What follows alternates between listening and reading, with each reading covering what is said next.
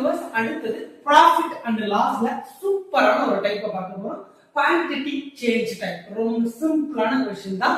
அதாவது ஒரு நபர் என்ன பண்றாரு, ஒரு பொருளை ஒரு குறிப்பிட்ட விலைக்கு வாங்குறாரு, அதுல இருந்து ஒரு குறிப்பிட்ட அளவோ இல்ல மொத்தமாவோ ஒரு குறிப்பிட்ட விலைக்கு வித்துடுறாரு. அப்ப அவருக்கு லாபமா நஷ்டமா? சோ இதுதான் குவான்டிட்டி சேஞ்ச் டைப். இது மாதிரியான கொஸ்டின்ஸ் நிறைய நீங்க பார்த்திருப்பீங்க. சோ அதை வெவ்வேறு விதத்துல நீங்க சால்வ் பண்ணிருப்பீங்க. இப்ப எப்படி நம்ம ஷார்ட்கட்டை பயன்படுத்தி சால்வ் பண்ணலாம் அப்படின்றத பார்க்கலாம்.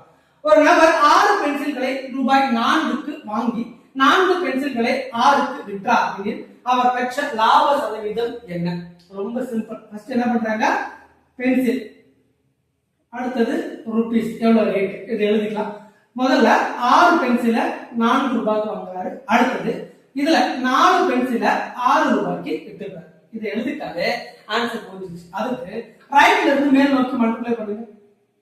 6 6 ஆர் 36. அடுத்தது ரிமைனிங் இருக்கிற இந்த டயகனலை மல்டிப்ளை பண்ணுங்க. மல்டிப்ளை பண்ணிட்டு ஒரே ஒரு மைனஸ் மட்டும் போட்டுருங்க. 4 4 ஆர் 16 டிவைடட் பை இந்த செகண்ட்ல என்ன ரேட் வருதோ அந்த ரேட் கீழ அப்படியே போட்டுருங்க.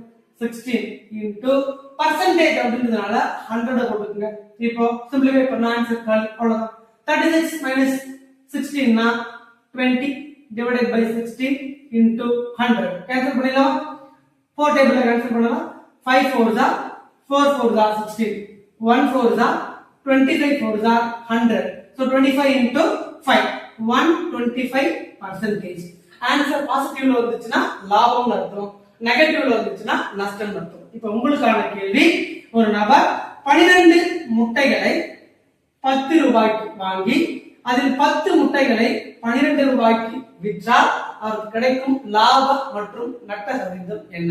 சோ இதுக்கான ஆன்சரை கமெண்ட்ல போஸ்ட் பண்ணுங்க. Thank you.